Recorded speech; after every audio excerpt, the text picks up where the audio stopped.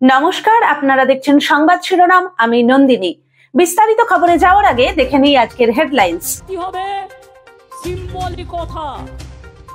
আমি দেখছি ইদানিং দু একটা নেতা হয়েছেন, নেতা কিনা আমি জানি না, হঠাৎ গজিয়ে তোলা। কেউ বলছেন আমি সিম্বল চিনি না বলে তার নেতার নাম বলছে। আবার কেউ কেউ বলছেন আমি তৃণমূল বুঝি না, আমি ওই দাদার রাজনীতি করি।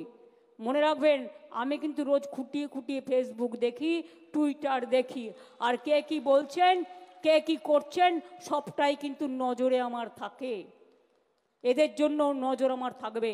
প্রতীকটা না থাকলে আপনি এমএলএ হতেন না, আর প্রতীকটা না থাকলে আপনি কাউন্সিলরও হতেন না, প্রতীকটা না থাকলে আপনি গ্রাম সভায়ও যেতে পারতেন না, প্রতীকটা না থাকলে আপনি পঞ্চায়েতেও যেতে পারতেন না, জেলা পরিষদেও যেতে পারতেন না। প্রতীকটা মেন, এটা মাথায় রাখবেন। আপনার যদি কেউ নেতা হয় সেটা হচ্ছে জোড়া ফুল আর মামাটি মানুষ, আর অন্য কেউ নয়। আমরা সবাই আসুন কর্মী হিসেবে কাজ করি, বাংলায় আর একটা রাজনৈতিক যুদ্ধে আমরা অংশগ্রহণ করি, যেখানে যুদ্ধ নয় শান্তি চাই বাণী উঠবে এবং বাংলার জাগরণ আরও ভালো করে উন্নয়নের সাথে উন্নয়নের পথে এগিয়ে যাবে। আমরা স্লোগান দিই না ভোটের সময়, মানুষের সাথে বিকাশের পাশে কী সব বলে টলে, আর যখন ভোট হয়ে যায় তখন সব ভুলে যায়। কাজেই আমরা চিরকাল মামাটি মানুষের সাথে ছিলাম, আছি, থাকবো। এটা আমাদের প্রতিজ্ঞা, এটা আমাদের শপথ, এটা আমাদের অঙ্গীকার। আমি আজ যা বলবো আগামী 20 বছর বাদেও তৃণমূল কংগ্রেস এই কথাটিই বলবে, এই প্রতিজ্ঞা নিয়েই চলবে। তার কারণ সবাইকে এটা মানতে হবে। কোথায় ছাত্র যৌবনরা? কোথায় মিডিয়া? কোথায় ছাত্র যৌবন? হাত তুলুন তো, হাত তুলুন। কি হলো, ঝগড়া করবেন না একসাথে লড়াই করবেন? একসাথে লড়াইটা হবে তো? ব্লক প্রেসিডেন্ট সবাইকে ডেকে নেবেন, জেলা প্রেসিডেন্ট অল ফ্রন্টাল অর্গানাইজেশনকে ডেকে নেবেন, যুব ছাত্র মহিলা ট্রেড ইউনিয়ন ফেডারেশন থেকে শুরু করে সবাই একসাথে কাজ করবেন নিজেদের মধ্যে আরও বেশি করে কোঅর্ডিনেশন বাড়াবার জন্য। এর থেকে বেশি কিছু আমার বলার প্রয়োজন নেই। আমি আপনাদের সকলকে শিবরাত্রির শুভকামনা জানাচ্ছি। আমি আপনাদের সকলকে দোলের বা হোলির আমি শুভকামনা জানাচ্ছি। আপনাদের সকলকে রমজান মাস আসছে, রোজা মোবারক জানাচ্ছি।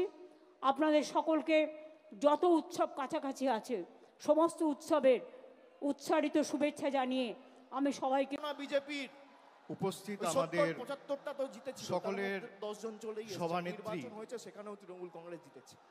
রাজ্যের মুখ্যমন্ত্রী এবং মামাটি মানুষের যারা বিজেপি থেকে সেবায় লড়াই আন্দোলনে সর্বদা নিবেদিত প্রাণ নির্বাচনে দাঁড়িয়েছে, মানুষ তাদের মমতা বন্দ্যোপাধ্যায়কে আমি আমার কৃতজ্ঞতা প্রণাম শ্রদ্ধা নিবেদন করছি।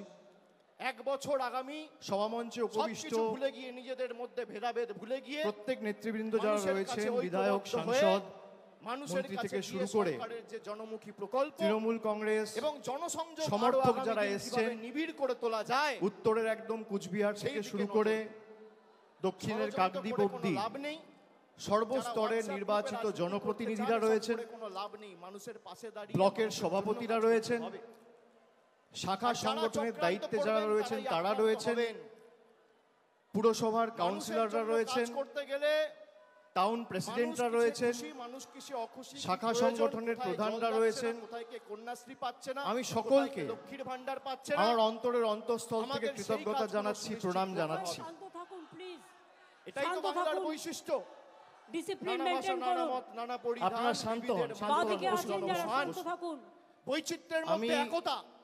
প্রত্যেককে আমার শ্রদ্ধা কৃতজ্ঞতা প্রণাম জানাচ্ছি। সেই বৈচিত্র্যের মধ্যে একতাকে অনেকদিন পর আপনাদের সকলের সাথে দেখা হলো। লড়েছি দুর্গাপুজোর পরে, কালী পুজোর পরে উৎসবের মরশুম কেটে গেছে, নতুন বছর পড়েছে।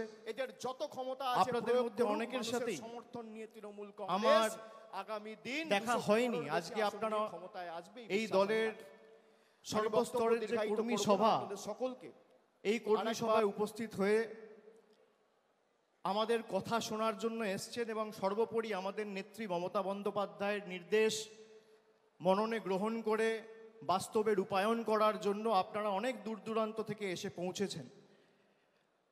কিছু নেতাকর্মীদের সাথে আমার হয়তো হোয়াটসঅ্যাপে বা মেসেজে শুভেচ্ছা বিনিময় হয়েছে শুভ বিজয়ার, নতুন বছরের, দীপাবলির, কিন্তু এই প্রথম আপনাদের সাথে পুজোর পরে, উৎসবের পরে দেখা হলো।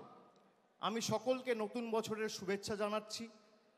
এবং গতকাল শিবরাত্রি গেছে, শিবরাত্রির সবাইকে আমি শুভেচ্ছা, অভিনন্দন এবং প্রণাম জানাচ্ছি।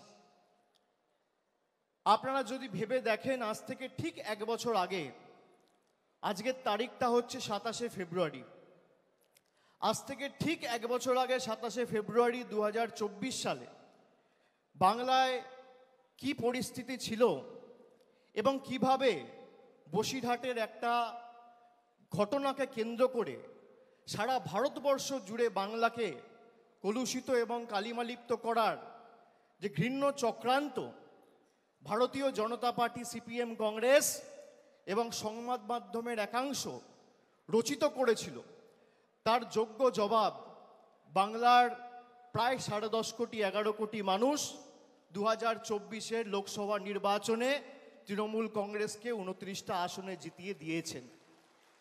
বিজেপির 18টা আসন ছিল।